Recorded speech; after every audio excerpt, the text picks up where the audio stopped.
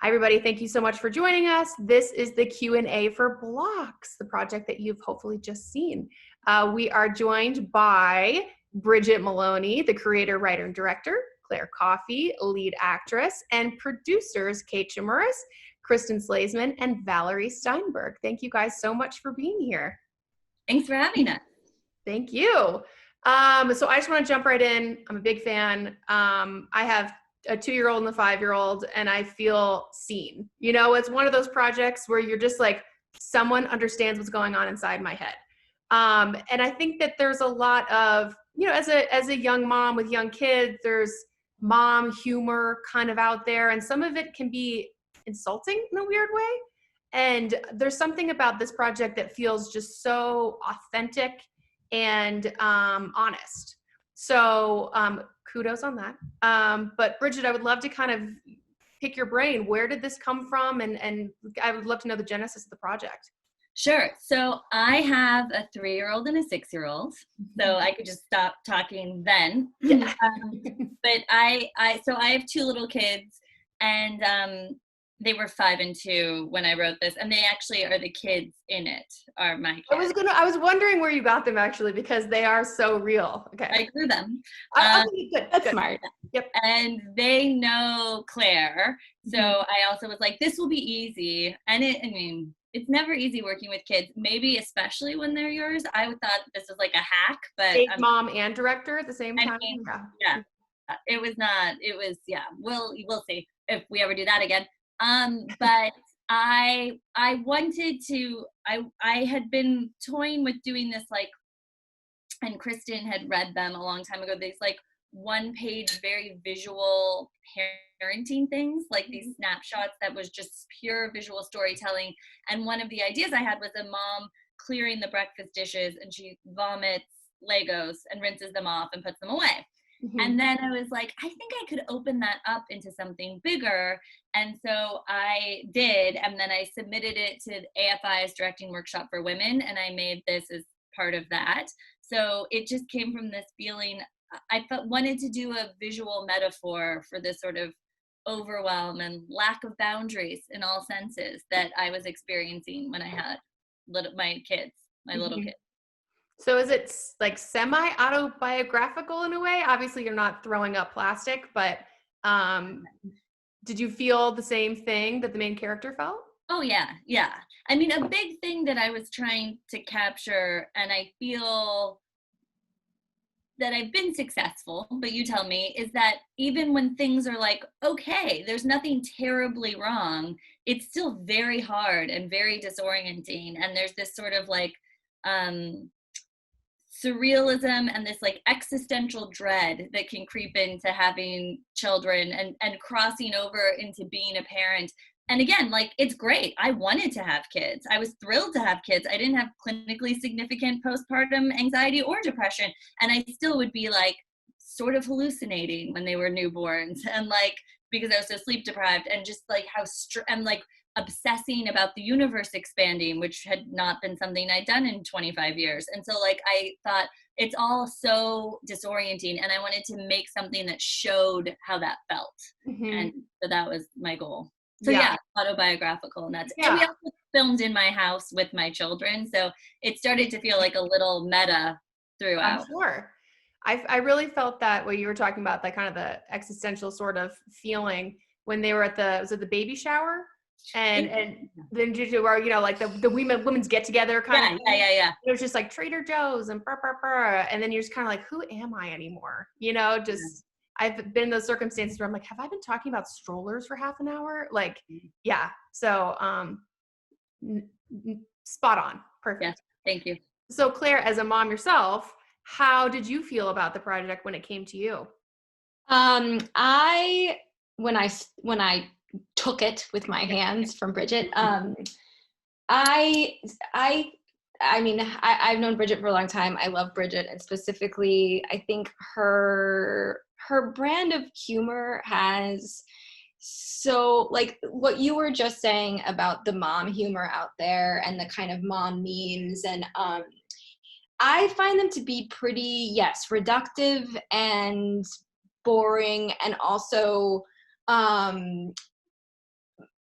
I guess reductive in the sense that like you are just I'm not coming up. It's just not smart, I guess. Yeah. It's just like a real low-hanging fruit dumb thing. Like mommy's tired and needs wine. Well, yeah, but so does everybody. But I think Blocks is able to get into the neuroses of what's going on, and what Bridget just said, everything's fine, but everything is fucked at the same time. And just that's the balance. Like the work-life balance, there's no work-life balance. Like that's just impossible. But I think the mental balance that goes on when you're a mom throughout the day to dig yourself out of these existential holes, that she was able to really capture that. And then visually and comedically, it really resonates with people who aren't parents. And so I think that was the interesting part of it too. This is a whole person. Yes, she happens to be a mother, right? But it's not just like mom robot stuff. Yeah. And I honestly can't believe that you captured that in 11 minutes. You know, it just, yeah. I mean, like the illusion, or at some point your character said to your husband, I'm the one staying home right now. And that's all we needed to know, you know, and that just kind of alluded to the bigger story. But I would love to know from the production angle, producers, it's a very contained story. You're in the house the whole time. What were your biggest challenges getting this thing together and during the shoot? Well, I'll say it became slowly more autobiographical as we had to convince Bridget to use these elements from her life, because they just are so much richer than getting someone to design a house that's been lived in with 2 children. Yeah. So I think that was, once we kind of dove into that, we had a really rich, you know, you're always trying to find like the cheapest and richest production design, and like when it's right in front of you. So that's something nice to grab onto. Same with the kids, same with like the fact that we're friends, like we went to college together, and so we had like a basis for discussing, for just getting really deep into conversations quickly. And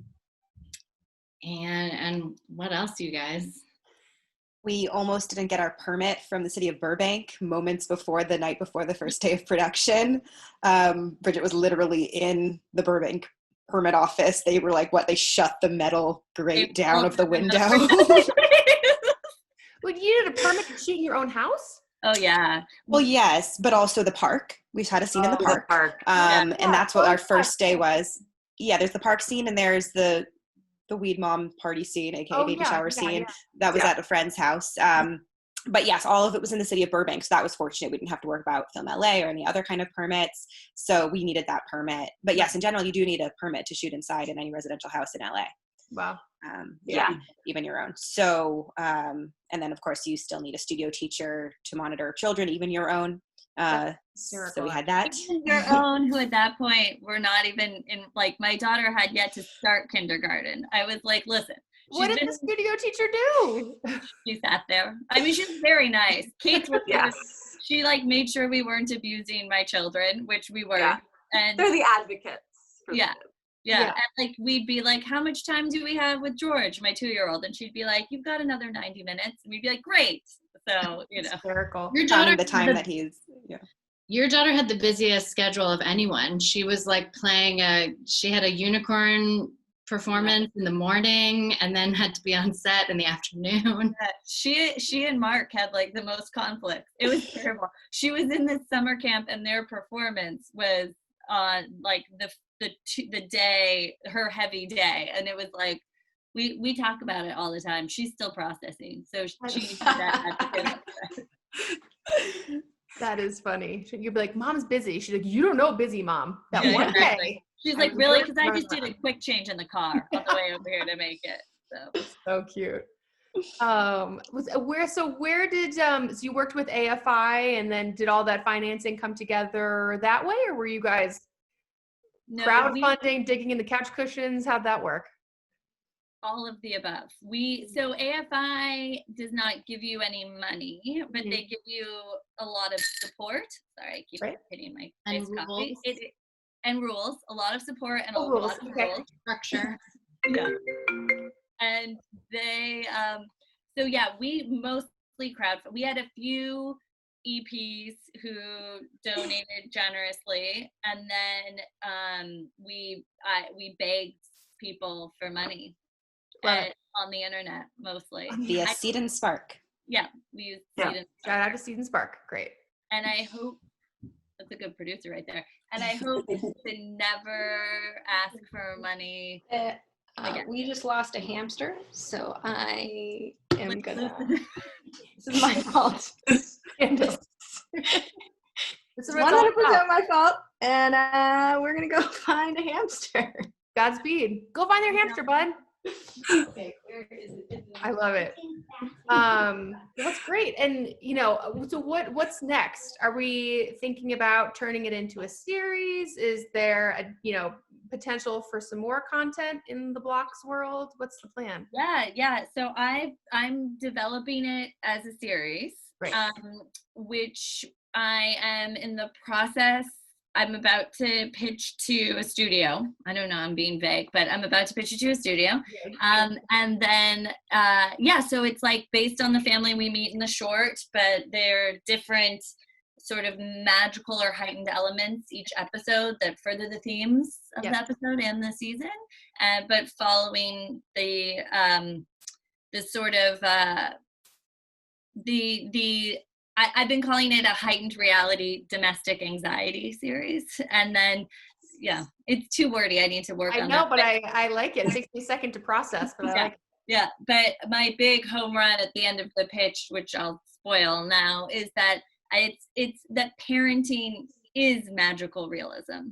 And that's sort of what I'm trying to convey, is more of feeling of seeing what these feelings look like and what the sensation of doing it is. So we'll see. So and then hopefully we all get to work on it at some point down the line. Hopefully it exists, because I'd like to stay in this world longer, because I'm living it also. Right. Man, this moment, it really feels like a heightened anxiety, heightened realism, parenting anxiety moment. It's landing in a different way for me, as we're all, because that final shot is like they're inside the house. It's everybody's like in Russian dolled kind of into their little worlds, and we're all in our houses these days. Yeah. I want one of those huts. I want one. Yeah. I might be able to build one with what I'm looking at in the playroom right now, but and shout out to whoever your production designer is for that, by the way. Yeah, she did a great job. Her name's Siu Lin, and she's a AFI production designer. She just finished. Yeah. She finished classes, and as soon as they let her shoot her thesis, she'll have graduated. But she did an incredible job, because that was obviously like the most important thing for me visually, was that end part, and it looked great. You look great. I don't care if it's smelly in there. It looks great. I know. Well, thank you guys. I mean, I feel like this flew by, but I would love to chat more about the project, and I really want to see this episodically. So please, whoever the studio is, make it. Yeah. I'm going to put that in the world. Thank you. Thank you guys so much for joining. We're so excited for SeriesFest. We can't wait. Thank you so much. Thank you. We're excited too. And virtual world, here we are. I like it. Yes. Great. Thank you guys so much. And I hope Claire finds that hamster. Me too. I know, but for all of our sakes. Thank you all so much. Thanks. Thank you.